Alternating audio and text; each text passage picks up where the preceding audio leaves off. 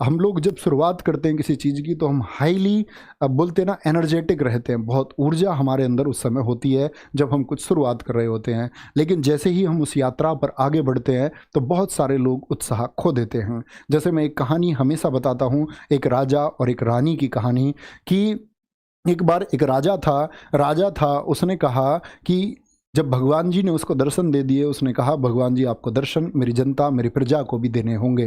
तो भगवान जी ने कहा ठीक है, इस पर्वत पर कल अपनी जनता को ले आना। तो जनता भगवान जी के को देखने के लिए राजा के साथ चल दी, कि बोले कि मैं तुमको कल भगवान दिखाएंगे। कहते रास्ते में एक चांदी का ढेर पड़ा दिखा तो आधी जनता चांदी के ढेर की तरफ भाग गई। आगे फिर सोने का ढेर मिला तो आधी बची जनता उधर भाग गई। राजा बोला मैं तुमको भगवान से मिलाने ले जा रहा हूँ, तुम ये क्या करते हो। उसके बाद में कहते हैं कि बहुत बेशकीमती पत्थरों का आगे एक हीरो का मिला तो राजा के साथ जो रानी थी वो भी भाग गई।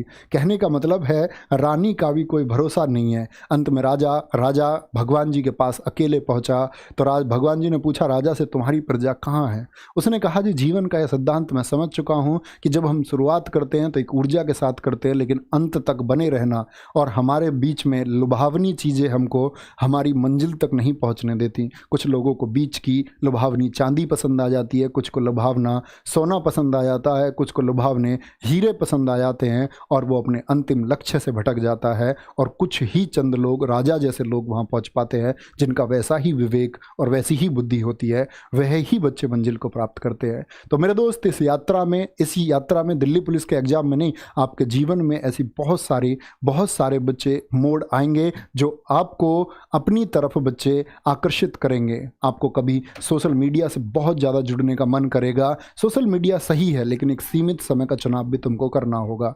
आप बेवजह की चीज़ों में, बाजारों को छानने में, दोस्तों के साथ शादियों में बहुत वर्षों तक बच्चे या पार्टीज़ को करने में आप बिजी रहे तो अंतिम लक्ष्य आप प्राप्त नहीं कर पाएंगे। यही लोग हैं कल जो आपकी बेकार स्थिति का उपहास या मजाक उड़ाएंगे। तो कितने बेहतर ज़िंदगी में आप आगे जाना चाहते हो, कितना सम्मान आप पाना चाहते हो, ये आपके डेडिकेशन पर डिपेंड करेगा कि आपकी दृष्टि एकदम से आपके लक्ष्य पर है। अर्जुन की तरह आपका निशाना वो मछली की आंख पर है। कहीं इर्द गिर्द की चीज़ों पर तो आप फोकस नहीं करते हैं, फिर आप भटक जाएंगे।